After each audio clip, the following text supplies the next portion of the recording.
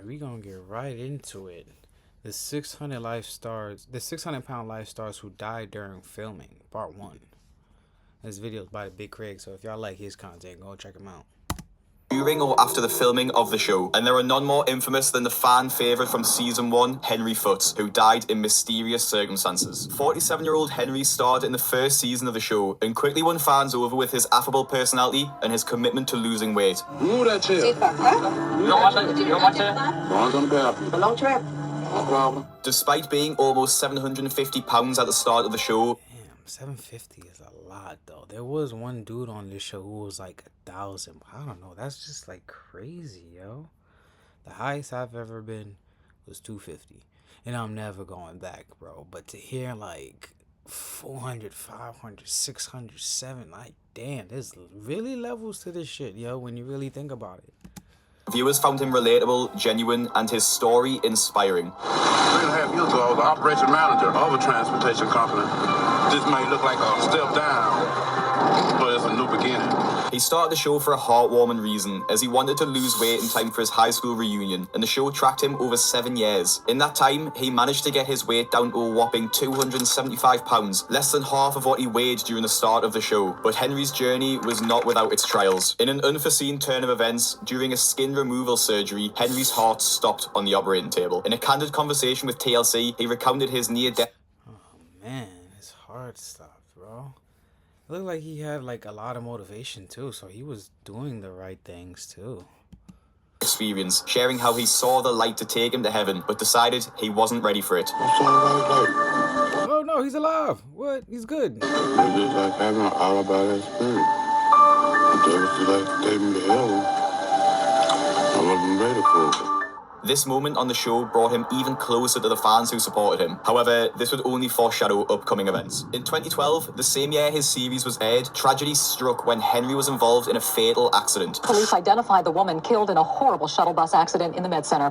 43-year-old Carlette Blake was pinned between the bus and a pole after witnesses say the driver passed out and lost control. He lost control of a shuttle bus he was driving during a medical episode and tragically killed an innocent woman standing on the street. The event led to speculation online that Henry had died in the crash, but he lived for another year before his untimely demise. Yeah, man, that's crazy. Because I thought the first part of the video is how he passed, but that's not how it went. When God tells you it's your time to go, it's your time to go. And clearly he just had a couple moments before God said it was time to go, basically, I guess. 13, he would tragically die from causes which have not been publicly revealed. The next star, however, would have a much So they didn't even say what happened, though. It's classified. What? Okay. public cause of death, but an equally as challenging journey. Sean Milligan was one of the heaviest participants ever on the show, tipping the scales at over 900 pounds, which See, I was just talking about that, yo. They really be having some people out here that they be like 900, yo. That's wild, yo. And then sometimes, bro, I don't blame them, to be completely honest, because sometimes they do be having, I know sometimes they be like looking lonely and looking like they don't have like a lot of people around them maybe supporting them in their antics, but sometimes they do though, sometimes, and they be enablers and might not even know it themselves. around the same weight as a male polar bear. Sean's weight problems began early in life. Compare him to a male polar bear though.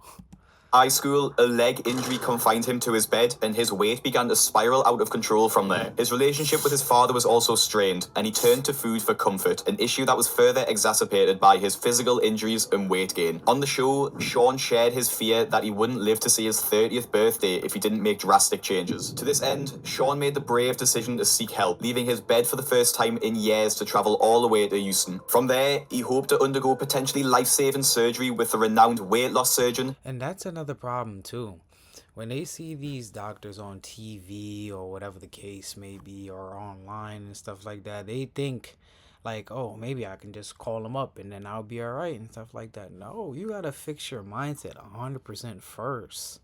There's a lot of people who go on these shows and don't do nothing but relapse. Like they'll maybe go through the surgery or whatever the case may be, and then still end up gaining all the weight back, yo. Because once you don't figure out your mentality on knowing what to eat, on what not to eat, you're always going to be stuck in the same place. You have to literally change your diet, change your mindset, and stick to that type of mindset that you've now reset it in your mind for at least a good couple weeks until it's hardwired in there. Like, yo, this is my new life. This is what I'm going to do. So, damn, man. Dr. Now Zaradan, also known as Dr. Now. If Sean's story does not serve as a cautionary tale to get help sooner, then nothing will. He was able to shed 400 of his gargantuan 900 pounds of body weight after he had moved back in with his... Oh, that's really good, though. So, that 400, yeah. Let's leave it at that. Like, cutting 400, that's still good, in my opinion. ...in Texas. When Sean Is it enough, though? And was that because of the surgery? So, here, he was 1,003 pounds. So we started 1,003. 800 calorie a day controlled diet, and he started losing weight rapidly. 636. So we're going to have 4 years for surgery. Many people call his mother an enabler, as she was equally as unhealthy as Sean was prior to him losing weight. This meant that after some time after moving in with his mother, he would start to gain weight again, after picking up bad habits from her. See, I just said it. These things about the enablers, too. Sometimes with your family members, they don't really know how else to show love other than to feed you, really. Trust me, I know. So it's just like, hearing all that, it's just like, it's understandable. I get it. I completely could tell something like that can happen. It's so easy too, This would be especially with your mom, the person who knows you the best, knows what your favorite foods are, everything you like to do, everything about yourself. in 2017, just 1 year after Sean moved back in with his mother, she would die due to renal failure or kidney failure. This obviously broke Sean, and he admitted that he was struggling to cope with the pain of losing his mother and having a strained relationship with his Yeah, damn, that'll do it too. He lost his mom. Wow. father. I'm sorry to hear about the loss of your mom. Thanks. How you holding up with that? Trying, doing my best. Well, instead of losing, you gained 31 pounds. And we have to get this under control soon because you need to be able to take care of yourself. This, compounded with his addiction to food, made his weight loss journey even more difficult, but he soldiered on and kept to a healthy lifestyle. However, it would not last long, as in 2019, Sean's father made a devastating announcement. Sean was admitted to hospital a couple of days ago because of an infection. Sunday, he was having problems with his breathing. They were able to resuscitate him, and a short time later, his heart stopped. Fans of the show were devastated with the news, writing tweets with their messages of grief. Rest in peace, Sean, you're with your mother now. The next star of the show, however, would not be able to keep his weight off and would pay the ultimate price as a direct result. James King joined... Yeah, if you're watching this and you know you're overweight and you're watching this, it's that time to make the change. Trust me, it's that time. If any time was the time, it's the time right now that you're listening to this video. Make the change, put the food down, change it up. show weighing in at over 700... Like, I love videos like this for a particular reason, because I'm dragging if I was saying I was this big. I was never this big. But being 250, yeah, you're pretty big, bro. So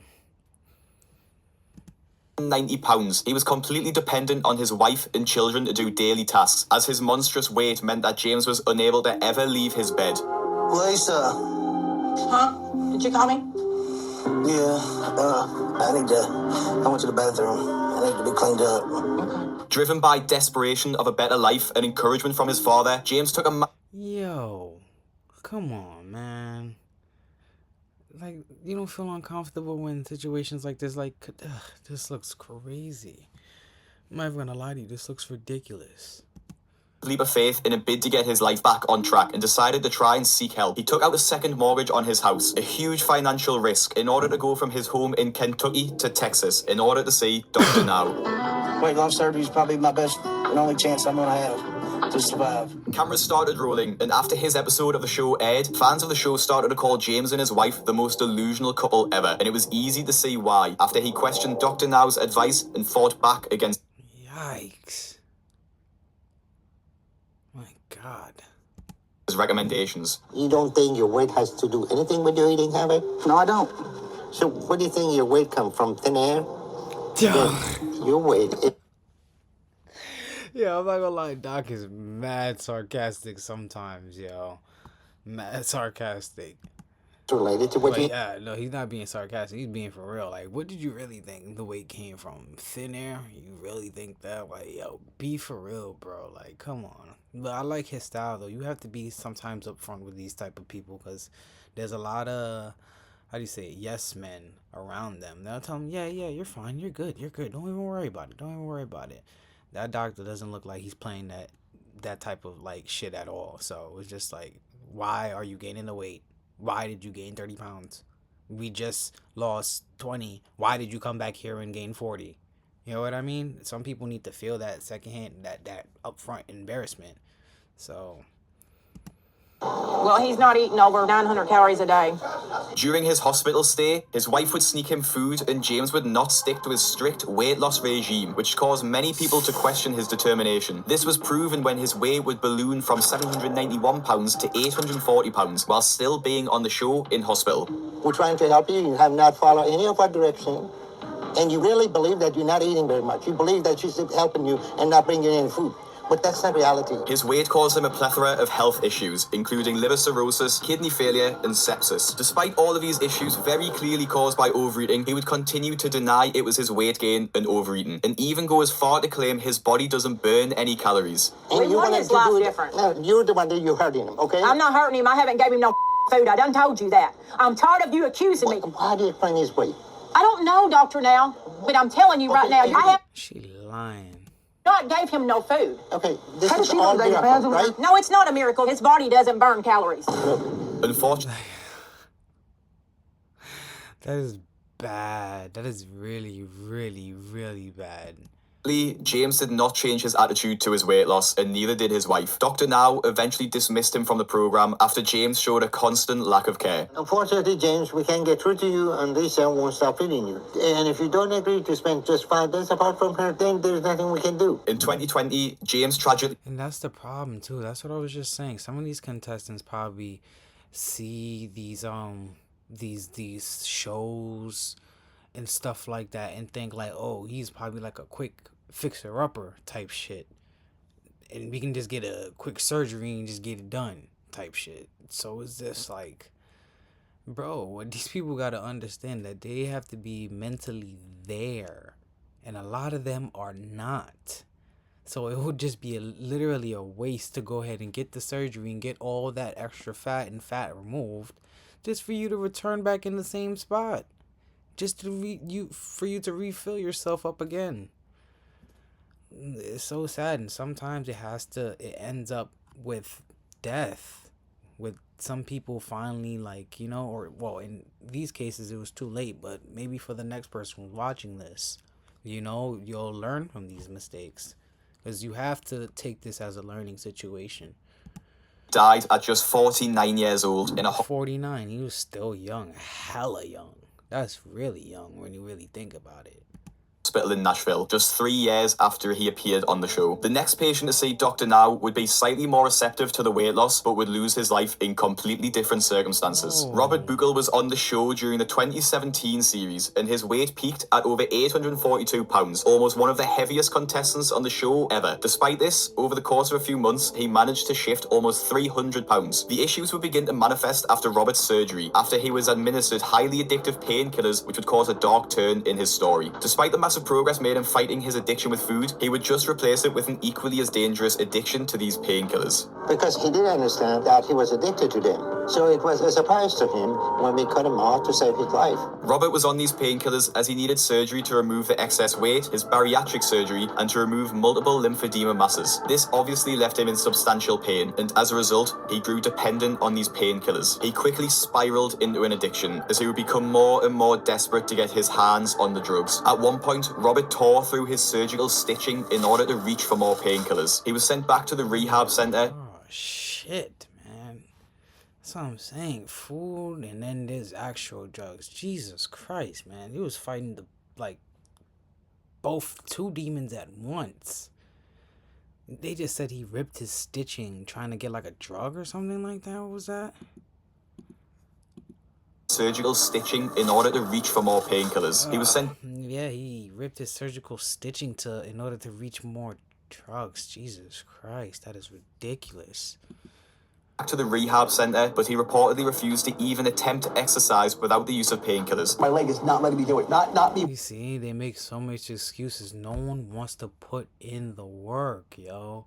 With people and contestants or people who join these shows until they figure out. I know there's people who have done like good things and have greater outcomes on these shows, but there's some people like that just can't get into their mind that you have to actually like physically put the just as much work as your like work and energy that you're having to be like, oh, I'm gonna get the surgery, I'm gonna be good, I'm gonna be like, keep all that energy by actually putting in the work too, being physical. If you don't have these two components, I don't know, you're wasting your money and you're wasting the doctor's time. Wanting to do this problem. Just stop with the excuses. Every time you bring it up, you just go back and I can't get up. Well, you can't. Just 5 months after filming had begun with Robert, he tragically suffered a heart attack in November of 2017. It is easy to sit and watch these shows, but there's a strong message that I think should be taken away from this video. Alright, so I'm gonna leave that video right there. Let me know what you guys think about this. I know this was a touchy topic, but this was a really good video, so let me know.